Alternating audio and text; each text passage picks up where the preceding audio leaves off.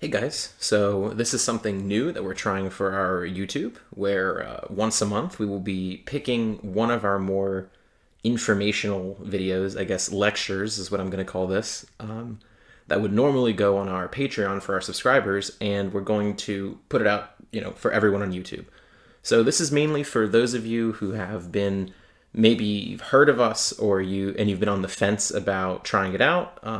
This will give you a pretty good sampling of what a lot of our content is going to be like. So this is going to be very much geared towards a competitive play.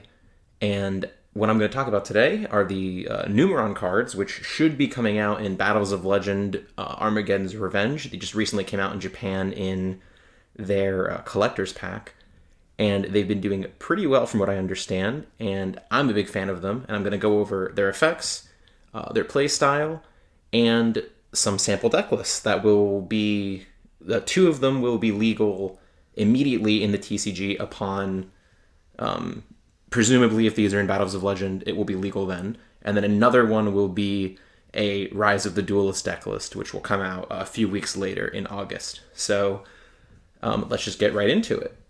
So these Numeron cards, they do quite a lot, and I think they're very generic and fit into a lot of different decks. So I'm going to do a quick overview of what their effects are, just real quick. So there's a field spell that says you can activate a Numeron normal spell from your deck. The Numeron normal spell you will always be activating is called Numeron Calling, and it reads if you have a Numeron network, which you do because you're activating it from your, whatever. And you control no monsters, you can summon up to 4 Numeron Gate Xyz monsters from your extra deck, which will be these 4 generally. Well, maybe not, up to 4, and we'll talk about that later. But you can only summon one more time for the rest of this turn. So that's a pretty important restriction, because it means you can't just summon 4 and then just link combo off and just FDK your opponent. You can only do one thing, and you have to control no monsters to activate this, so you are pretty limited in what it can do. Thankfully, there are some really great options, such as, and the most common one would be number S0 Utopic Zexal, which this card reads, this may as well be a Numeron card at this point. You overlay 3 number monsters with the same rank, which will be 3 of these, and then you can, during your opponent's turn, detach material, and then your opponent can activate card effects for the rest of the turn. So that's pretty cool. And then it gains 1,000 for each material, so it'll be 2,000, 2,000 after it detaches. So it's not going to be swinging for game on its own, but obviously skipping your opponent's turn will give you quite a bit of time to set up. The third Numeron card is called Numeron Wall. It has 2 very important effects. If you control no cards, or all cards you control are Numeron Wall, so if it's the only card in your field or you don't have any cards, you can send it from your hand or graveyard and activate the field spell directly from your deck. That's super important because it doesn't interact with any of the hand traps, or it doesn't interact with Ash or Droll or anything like that. So very cool. There's not a whole lot they can do to stop it if you're going first. It can basically only get gammed, but whatever. And then a second effect is it's a pseudo battle fader. If you take battle damage, you can summon it from your hand and then end the battle phase. So that's pretty relevant. And then here I have, this is just, you're going to put terraforming in your deck. So basically you have 3 copies of Numeron Network, 3 copies of Numeron Wall, and a terraforming, and it will give you 7 copies of this Numeron Network. There are more options, which I don't think you should be playing, and I will go into great detail as to why. But here in the side deck, I have the other options. You also have Planet Pathfinder, which is a normal summon that you contribute and then add a field spell from your deck to your hand. And Numeron Wall is level 1. So you can 1-for-1 Numeron Wall. So in theory, you could have 11 Numeron Networks in your deck, but that is not very good, not very mathematically sound, and I will go into great detail as to why that is later. So here I just have these are the standard Numeron cards that you'll see. I believe this is almost every Numeron card that exists. There's a couple rank up magics that just don't really do much, so you'll probably never play those. And then the extra deck. The 2 options that I think are viable outside of Utopic Zexal are Infinitrack Fortress Megaclops, which is a link that needs 3 Xyz monsters. It's unaffected by all monster effects except for Xyz monsters, and then it has another effect where you can reborn an Xyz from your graveyard and attach an opponent's monster's material. It's insane. So generally, your turn 1 will be you make this, and then if they clear your board, if Numeron Network is still on your field and you control no monsters, you can activate this card again, or you can activate a second copy from your deck. You can get 3 more of these and then make the Megaclops as a crazy follow-up. And then the third card that I think is currently viable is Saryuja. Because just you could Numeron Network for Numeron Calling, summon 4 guys, make Saryuja, fix your hand. That's not going to be what you'll do most of the time, but it's a viable option in my opinion. The other 2 options that I don't think are viable now, but could be viable in the future if Utopic Zexal ends up on the Forbidden list, is Appaloosa. So making a 4-material Appaloosa is great, obviously, but why would you ever do that when you could just say your opponent can't activate any card effects? Because all the same cards that would stop Zexal would also stop Appaloosa. Like, an Impermanence will stop Appaloosa just the same as it stops Zexal. Appaloosa is just, in my opinion, strictly worse at this point. There's basically no reason to be making it in this deck. And then Avermax, likewise, is just, it's a big monster that is, hard to kill. It's unaffected by, or it can't be targeted by card effects. So some decks will have a lot of trouble beating it. I personally think that Megaclops fits that role better currently, in that if you're not trying to Zexal and just trying to get out a big threat for your deck, I think Megaclops is the go-to there. I think it is just strictly better. So, and then Saryuja just provides utility that isn't what you'll be making most of the time, but pretty much isn't just a strictly worse option from other ones that exist. So now I want to talk about why, I guess I've made a sort of Numeron core. This is most of the Numeron decks I've built so far, and I believe all 3 of the deck lists I'm going to show today have these cards in it, and I'm going to explain why. And one of the reasons why I think the Numeron cards are so good is because they completely ignore most, if not all, of the hand traps that are currently played. So Ash does not interact with any of the Numeron cards. You can't Ash this. This sends from deck as cost. It's not an effect. It summons from extra deck and make Zexal. Ash doesn't interact with any of that. Nothing is ever on the field. You can't Valor this during, your opponent can't Valor this during their own turn when you activate its effect. Valor does nothing. Same with Mourner. They can Mourner it, but then it just gets its effect on your opponent's turn, so it doesn't matter. It's just back to normal.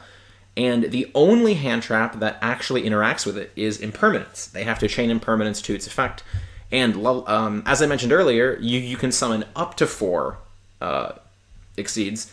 There's basically no reason to ever summon 4 when you're just going to overlay 3 of them for Zexal. And by basically, there is no reason at all, because they will also get banished during the end phase. So if you summon 4 and then overlay 3 of them for Zexal, the extra 1 is just getting banished, so it doesn't matter. So you will only summon 4 times in your turn, and you cannot get Nibiru'd.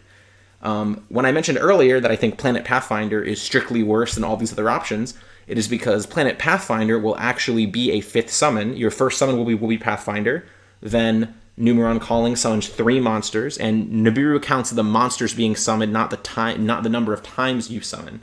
So then making a Utopic Zexal will be your 5th summon, and you can get Nibiru'd, and then you just did everything for nothing. So, and then you'll probably lose that game. And then Ogre, while it is not super popular at the moment, it is seeing some fringe play. I know specifically a lot of South American players are actually playing Ogre in some more control decks like Invoked Eldritch and even their Synchro Eldritch decks, because it doesn't negate the Fibrax's effect, but it will destroy it, so it removes a Link 2 from the field, and most importantly, it prevents them from making Link Cross. So it does have some niche play at the moment already, and it has the other benefit of being one of the only hand traps that actually interacts with the Numeron cards, because Numeron Network is not an effect that activates when you play it on the field. It is an effect you have to declare after it's already face up, and then you can Ogre it, and then, all good. So I do want to before I go into the deck list itself, I do want to explain why I think this is the core I've been playing, with 3 copies of Numeron Network, 3 copies of Numeron Wall, and 1 copy of Terraforming. It gives me 7 7 ways to access my Numeron. I guess not really a combo because it's one card, but 7 ways to access my Numeron engine. And the math behind that is here. I'll explain in a second. So it's very possible you've heard people refer to a normal summon rule in the past, and generally it's been referred to as 5 or 6 summons being the ideal number. I think that is an outdated way of looking at things, and I'm going to explain why. Mainly because I think the math they used to come to that conclusion is outdated in of itself. The game has changed, so even if the math was still correct, I'm not even sure like the way that the game has changed would make it still be applicable. But here, every number highlighted in blue is the percentage chance of you opening with the card with the specified number of copies in your deck. So for example, if you have 3 copies of a card in your deck, like Ogre, right? The odds of you drawing 1 Ogre in your opening 5 cards is 34.52%. And then for something like Numeron Network, as I mentioned, Numeron Network, Numeron Wall, and Terraforming, and Planet Pathfinder, and 1-for-1 and whatever are all essentially the same card. It's not like you're not actually playing 10 copies of Numeron Wall, but you may as well be.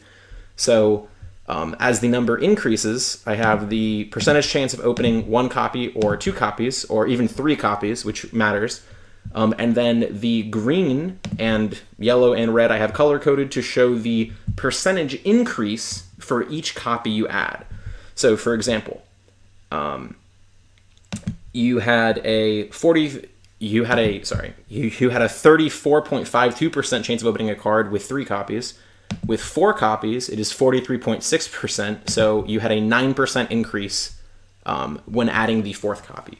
So the number underneath here is the percentage increase you got from adding a copy. And I put this here to demonstrate the diminishing returns of adding more copies of a card in your deck and how it increases the chance of seeing 2 or 3 faster than it increases the chance of seeing 1. So for example,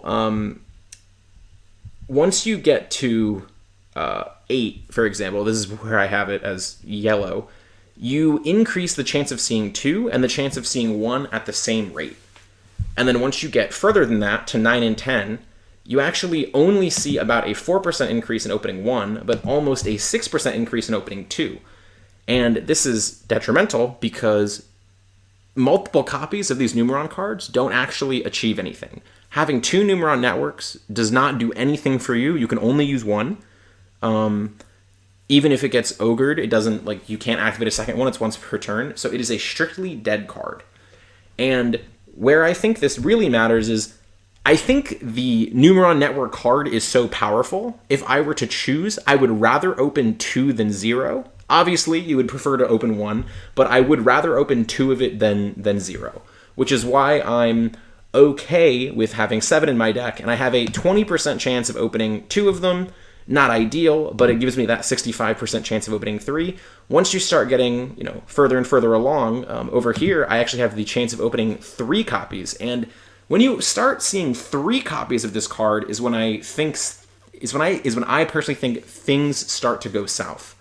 And when you have 7 versus 10, you actually triple your chance of seeing 3 copies of Numeron Network in your opening hand. So that is why I think 7 is the number that I think personally is the best.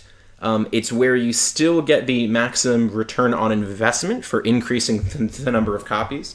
By that I mean you are increasing your chance of seeing 1 still more than you're increasing your chance of seeing 2. And it's where you still are in a reasonable amount. Like, it's very, very low still to see 3, which is where I think the big problems start. This isn't 100% accurate because the Numeron calling can also still be drawn. So that's more or less a brick. You can't really use it. What you can do is if you draw both network and calling, then you can just hard play the calling instead of using network, and then you actually can't get ogred. So that is one small advantage of drawing it, but So basically, the chance of drawing like a dead card is slightly higher than these numbers here because there isn't a super great way to calculate Numeron calling being added to this. So these numbers over here, these are actually if you draw 6 cards. So this is this is not quite drawing 6. This is drawing 6 if you could play 3 Upstart Goblin, which here actually all of these numbers are assuming there's Upstart Goblin in the deck. I have Upstart Goblin in all of the Numeron decks except one for a very important reason that I'll explain as well. So this is when I was saying that I think the math most people use to justify 5 or 6 normal summons is outdated, because when you draw 6 cards instead of 5 cards, which, you know, several years ago, back in the day of Yu-Gi-Oh, it's actually been 6 years now, but 6 years ago, when a lot of these theories first started being published, people started talking about them, you drew 6 cards, and Upstart Goblin was at 3, and, well, you drew 6 cards going first, and Upstart Goblin was at 3, and most people played 3 Upstart Goblin. And when you draw 6 cards, it tremendously changes the math with the returns for adding multiple copies, and you start seeing this, I guess, like the red area where I labeled it as seeing 2 increases faster than seeing 1 after 7 cards instead of 9. So that is why I think a lot of people swear by the 5 normal summon rule, because when you draw 6 cards, you would actually get the same, roughly the same consistency with 5 or 6 normal summons in a 6-card hand that you do with 7 normal summons in a 5-card hand. And I'll also argue that the normal summons weren't as powerful back in the day, to the point that drawing 2 normal summons would actually be a pretty big detriment, when now I think... Also, I've been referring to these as normal summons. Obviously, Numeron Network is not a normal summon, but you can't summon during the turn you activate it, more or less, so it's pretty much, like, it may as well be a normal summon. So I think it falls in line with this pretty nicely. But anyway, so I think that 7 normal summons is actually pretty much the correct number you want to be shooting for in most decks right now. It obviously varies based on the power and necessity of the normal summon. For something like Salamangrate, for example, where Flame Buffalo is obviously like nice to have, it lets you, cycle some cards. I would not say it's on the same power level as, this. Right? where like you can, it is not what you're building your entire deck around, right? Like the Salamangrate deck is not built around the necessity of normal summoning Flame Buffalo or Formid Skipper or something like that. This entire deck is built around balancing how many of these cards you have to maximize the chance you see one and maximize the efficiency of the rest of your cards. So I hope this makes sense. If you have any questions, definitely, PM us or something. You can actually go to the Duelist Academy Facebook page, comment down below on the YouTube video, and I will do my best to get back to you if you want any further explanation on, anything in this video, but most importantly this. I think this is the hardest part to follow, probably, that people might need some help with. So anyway, now back to the actual play style of Numeron. I've talked about the math and why I think this is the core engine you should be playing in your Numeron deck. Called by the Grave, I didn't touch on yet. I think it just protects your Numeron calling from Ogre, and it can block your opponent from Numeron Wall. I am building these under the assumption that this will be an incredibly popular deck, but obviously Called by the Grave, Ghost Ogre, and Impermanence are all very generic cards that have applications against almost anything. So I'm not playing anything super crazy for the purpose of targeting a Numeron mirror match. I am just playing cards that I think match up very well and are still good against other decks. So anyway, so as I mentioned in the beginning, I said summoning Utopic Zexal is not an auto win. This card does not win the game by itself. It just does not have enough attack.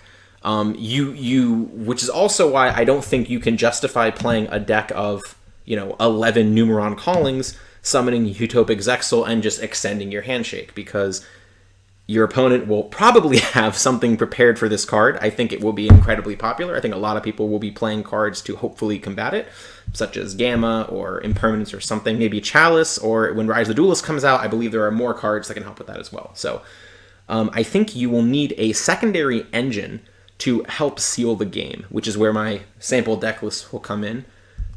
So the first one is Eldritch Numeron. And I'm going to go over a lot of the cards here. This is a completely... This deck list, to the best of my knowledge, will be TCG legal when Battles of Legend comes out. So it has the core engine I mentioned. It has the 7 ways to access the Numeron network. It has Ogre, Imperm,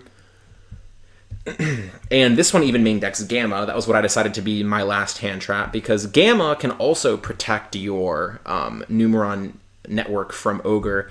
However, because you're only allowed 1 summon, you can't actually make Omega in this case, because once Gamma resolves, then Calling resolves, you'll summon your 3 guys, and now you are locked into your 1 summon. So if you make Omega, you cannot actually make Utopic Zexal. So unfortunately, Gamma on an Ogre on Numeron network does not also give you Omega, but it can definitely protect some of your other cards like Cursed Outlands or something like that. So, and obviously going second, it is still one of the most powerful hand traps, so definitely still worth playing in my opinion. And you can Gamma your opponent's Utopic Zexal as well, which is what I think is pretty good about Gamma. And the only really unorthodox card I think I have in here, I'm sure everybody is pretty familiar with Eldritch, so I'm not going to explain why I think the Eldritch engine is good.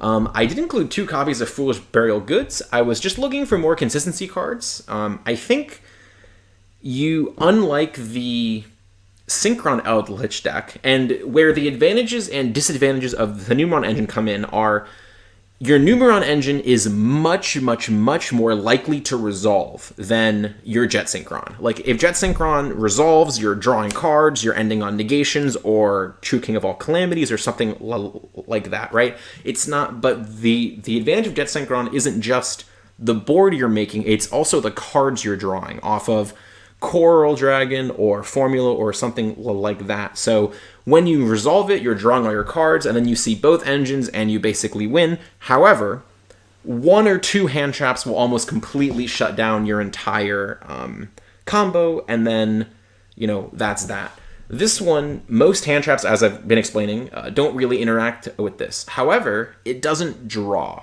So I wanted extra cards to just give me a small consistency boost, so I can, as consistently as possible, have my Numeron cards and have access to my entire Eldritch engine, which is what I intend to actually be closing the game out. So one thing I haven't really touched on are the going second applications of the Numeron deck, which now that we've gotten to a deck list, I will explain as well.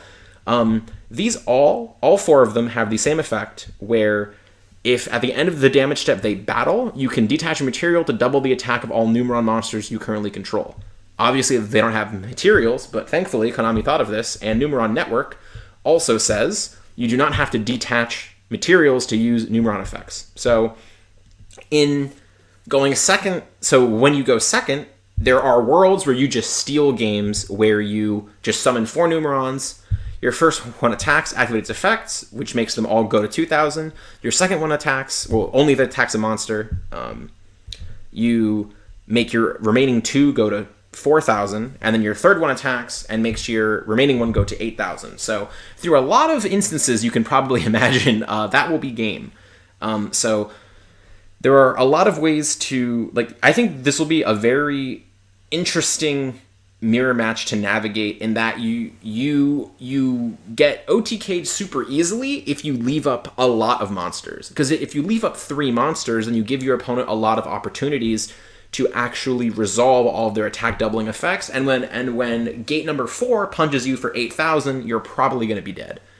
However, Numeron Wall exists, which, as I mentioned, is also a battle fader, so it is pretty risky to just go all in with your Numeron cards and just kind of hope it'll get there, because if they do have the Numeron Wall, then you actually don't do anything. Your battle phase gets ended, and then you are forced into one of your other options. So I generally think it's not the best idea to go for that, especially in the mirror. And I think it is better to play a sort of honest game. I do include all 4 gates just in case you need to do that, and for Saryuja, but I generally think it's best to play an honest game, and yeah. Something else to note, all of the deck lists I'm going to show you have in-engine methods to protect your Utopic Zexal from an Impermanence or Chalice or something. So this deck, similarly to how Eldritch could play around evenly matched in some instances, where instead of letting one of your cards get banished, you could have Conquistador like pop itself so it actually goes to grave.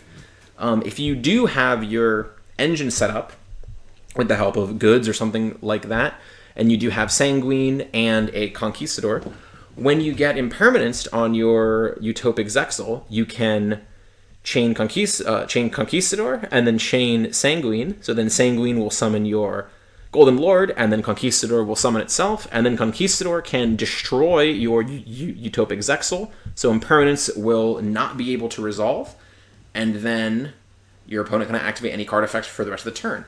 So that is how this deck can play around Impermanence, and one of the reasons why I think all of the engines I'm going to show you have their own merits. So just quickly on the extra deck, Omega for Gamma, and then you can just normal summon an Ogre and make an Omega with land, and then you can put back some of your banished stuff, and you can even, if like it comes to it, I guess shuffle back a Numeron Calling or something. I don't think that will really happen, but and then Pleiades for just 2 guys, and then the rank 10, rank 11 package with the Golden Lords, because you do need a way to actually close the game after you Utopic Zexal. So if you Utopic Zexal and your opponent, and you activate it, now it's at 2,000, your opponent can't play cards. If they just summon a monster somehow and kill it, then you can just use Numeron Network again and then make a Mega Collapse, and you probably win from there. But if they just leave it on the board and they wait, right? Maybe they wait, maybe they set like a Solemn Strike or some sort of trap. They set their trap cards and then pass back to you. If you don't have an engine to actually close the game, if you are just tilting Utopic Zexal to attack mode and attacking, I don't think you're actually in much of a winning position. After turn 1, there's so much more they can do to interrupt it, and they can probably just OTK you on the swing back. So I think it's really important to have these type of cards to actually end the game. And Unicorn seems like an odd pick, but I actually have it because it is, to the best of my knowledge, the only Link 2 or 3 that is generic that can clear your own board. And by that, I mean, if you're in an awkward situation where you really, really need to resolve another Numeron Network, like, again, the situation I just brought up where you resolve it turn 1 for Zexal, then they Impermanence, and then you have to destroy it, so they can't activate any cards, but then now you're kind of stuck. All you really have is Golden Lord and a Conch floating, and like not a whole lot else. If you just put any other monster on the board, such as a Wall or an Ogre or Haquera or whatever, you can turn them all into Unicorn, and then Unicorn can put itself back in your extra deck, which will then put you back to 0 monsters, and then you can Numeron Network in main phase 2, for your guys, and then make a Mega Collapse or a Saryuja or something, and then go from there, and then really develop your game plan. So that is why Unicorn seems a little unorthodox, but I think it is worth it. This might turn into something else. Like, it's definitely possible you can cut Omega and Unicorn and maybe even Pleiades for like a Fiber Selene access code package, but then you'd have to put Valor in your deck, which I don't think is very good right now for a lot of reasons. So I'm hesitant to go towards that. So this is the Numeron Eldritch deck that I've been working on. Now let's go to the next one. So this is a Numeron Guru deck, and this one is really cool, in my opinion, because to the best of my knowledge, I'm going to say there's like a 5% chance I'm wrong on this. I've done pretty extensive research, but because these cards are literally in Japanese, and I am not fluent in Japanese, I cannot guarantee that I'm correct, but I'm pretty sure After you resolve Numeron Calling, you can only normal or special summon once for the rest of this turn. Based on what I read from the Japanese text and the Japanese rule, I believe you are allowed to set. So you can still set Guru, and then play Hidden City over top of your Numeron network, and then flip Guru up and search your Fiendus. So I believe that is how that works. I'm not 100% positive on that, because once again, I'm not fluent in Japanese. So if somebody is and can confirm or deny how this works, that would be great. But even if I am wrong on that and you can't summon Guru the same turn, I still think that this deck has merit for the reason I'm about to explain. And it seems very, very odd that I'm playing Extravagance in a deck that needs so much of his extra deck. But the way this is built, I should have made a spreadsheet on this one too, but that would have been, I think, a little bit too much. Just take my word on this one. I spent a long time doing the math on this one. The only way your Extravagance bricks your Numeron Calling is if one of two things happen. It banishes all 5 of these, because in my opinion, if Extravagance, which I believe there's a 4% chance, give or take, of Extravagance banishing all 3 of a 3 of, if you banish 6. So if you do the 4% and you banish all 3 Zexals, if you still have a Megaclops, I consider that fine. I don't think any Guru deck would be upset with a free 4,000 guy that's unaffected by monster effects, right? Like come on. I'm pretty sure every Guru deck that exists is okay with that one. So there's about a 1% chance to banish all 3 Zexals and both Megaclops, or banish all copies of 2 of the gates. Because I have 3, 3, 2, 2, so the technically most likely outcome to brick your Extravagance would be to banish both copies of this and both copies of this, which again is only about 1% for that to happen.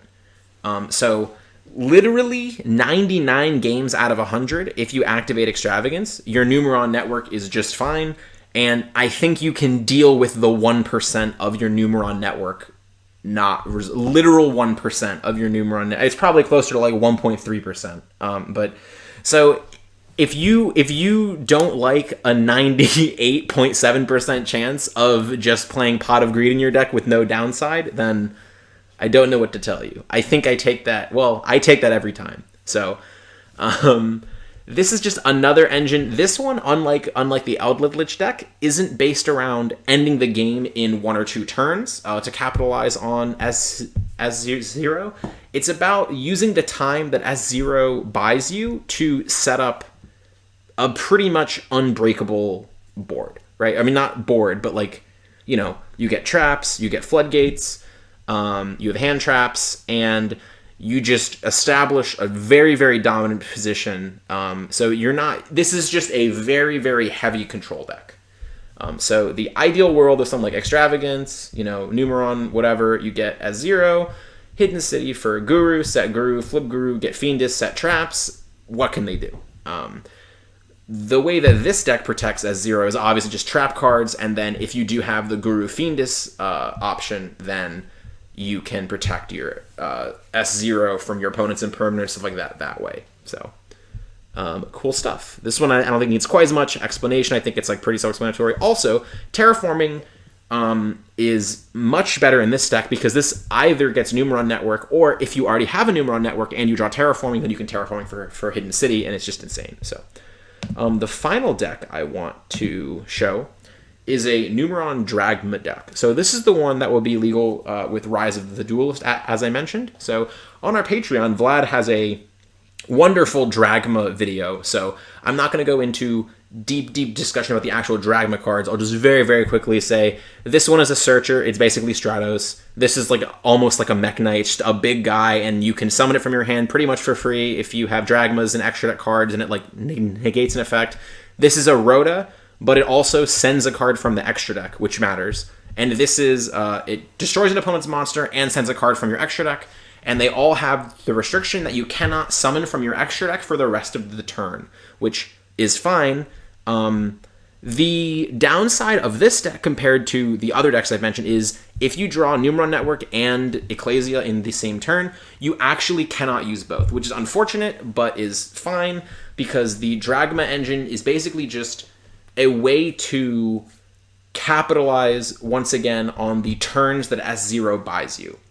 So that's basically what this is all about. And the main combo of this deck is the Dragma Rhoda. As I mentioned, it sends a monster from your extra deck to the graveyard, and you can't summon from the extra deck for the rest of the turn. So generally, you go Numeron Network, you do the whole song and dance, you get S0, activate this, send Shadal Apcalone. And then Shadal Apcalone triggers whenever it's sent to the graveyard. So you search this for next turn, and then you send Shadal Apcalone. Apcalone then will search a new Shadal card from Rise of Duelist, Shadal Rook, which this is a Miracle Fusion continuous trap that also, it's just, this card's pretty crazy. So basically, you can fuse from your graveyard, which you have an Apcalone in your graveyard, so that's your Shadal monster. And then when you summon a fusion monster, you can send a monster your opponent controls with the same attribute to the graveyard. So this has two interactions where if you open with Numeron Wall, you have a dark in your grave. So you can Shadal Rook, you can banish Apcalone and Numeron Wall, and you can summon Winda. And I don't know about you, but if my opponent's field is can't activate card effects, can only summon once, I'm probably not going to play that game out. And they just searched the Dragma card to kill me next turn. I'm probably conceding. I think the game is done. The other option is, if your opponent would do something to interact with your Utopic Zexal, such as Impermanence, you can actually fuse with your field as well. And you can fuse with your Zexal and the Apcalone to make Construct, and then Construct, I have a little toolbox of Shadals. I have one Shadal Dragon and one Shadal Beast, so Construct will draw or pop a back row depending on the situation. Like in the mirror, you can Shadal Dragon to like pop your opponent's Numeron Network, something like that, or send one of your opponent's Numerons, whatever, or even send their, you can use Rook to send their S0, or S0 during your turn, or something like that. So this is the other Numeron deck that I've come up with, and this will, once again, to the best of my knowledge, be TCG legal with the release of Rise of the Duelist. So, yeah, this was my more or less Numeron primer. I hope everyone enjoyed this. If you did, please, give us feedback. We're really, comment on this video, like, subscribe, etc., etc. And if you like what you saw, check out our Patreon, check out our Twitch stream. We'll have links to those in the description. But yeah, thank you so much if you've stayed with me for all of this. I hope you learned something. I hope it was interesting. And can't wait to make more content for you guys in the future. Take care.